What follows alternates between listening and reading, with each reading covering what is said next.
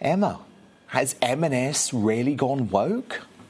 Well, I think M&S is doing what many other organisations have done. We've seen it with Ben & Jerry's, we've seen it with John Lewis with their recent Christmas advert, as well as it's come under criticism for being too woke, though I'm not sure whether I agree with it in the case of the John Lewis advert.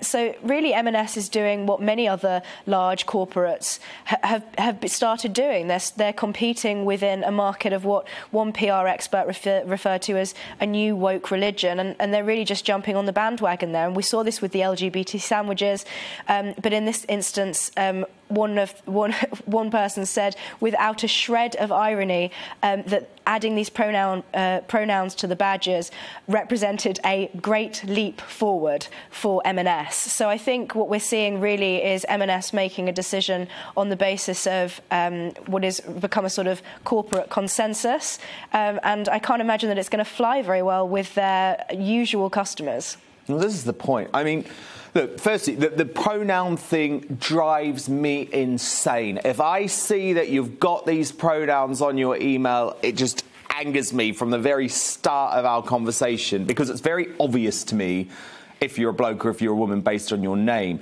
And some people are sort of saying M&S introducing this on the name badges, Emma, almost is coercing their staff into feeling pressured to include their pronouns. Yeah, so I think if you compare this to the Ministry of Defence, which last week it was reported that the Ministry of Defence were issuing guidance to their staff to include their pronouns in presentations, in their email signatures on social media.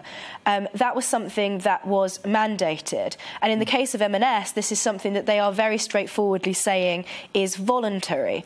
But I think we have to ask exactly what voluntary means in this context, because the way that this is being presented is that the reason behind including these pronouns on your name badge is because it's a kind thing to do. It's something that is inclusive, and it makes trans and non-binary members of staff feel more comfortable. So the implication, therefore, if you don't want to do this, if you are, as they would put it, I am a cis woman in their books, I would simply say that I am a woman.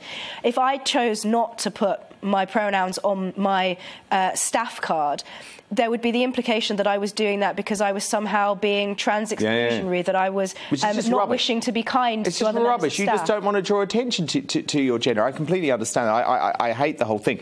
Then the other thing they've done, Emma, which I found very odd, given that this is a company in lots of trouble and it's trying to sell product, right, is they replaced Holly Willoughby as some sort of brand ambassador. And we know Holly Willoughby, one of the most famous people in the country. She has a massive fan base.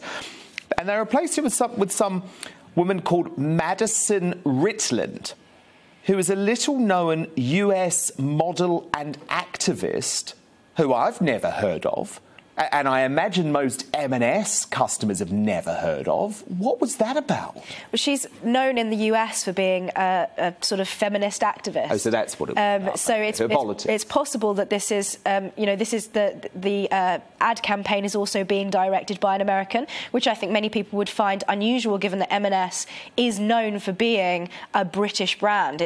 Many people would assume that the products in M&S are very much sort of British, and so that was the reason why it was always the case that Holly Willoughby starred in these Christmas adverts. But now it seems that they're trying to compete with the likes of, say, John Lewis in these Christmas ad campaigns, and so they made this decision. I believe that this was filmed at some point in the summer, this advert, and they made the decision to include this American model. But what's interesting, I think, is that the way that she is presented in the advert itself is almost in a sort of androgynous way, in very much the same way as we saw in the John Lewis advert.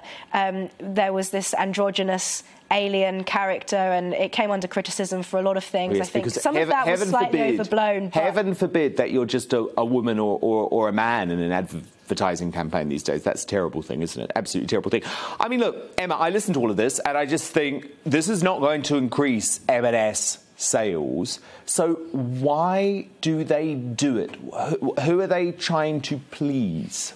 It's a very good question, and sometimes I wonder, you know, we've seen this with Ben & Jerry's, the ice cream company, issuing statements about our migration policy and things like that. I think that a lot of these companies, in many ways, same with the Black Lives Matter underwear that you mentioned already, the George Floyd underwear, which I think is a strange and slightly insensitive branding decision.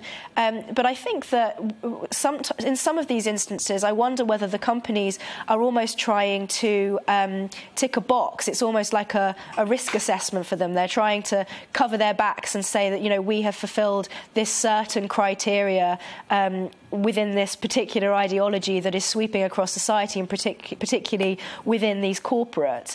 And they're almost in a kind of race with each other to outwoke each other. And so I think they want to be seen to be doing these things. And so for them, it doesn't really matter very much if this is something that doesn't chime with their customer base. They see themselves almost as having, almost in a religious sense, a kind of missionary duty to their customers to educate them in more enlightened ways.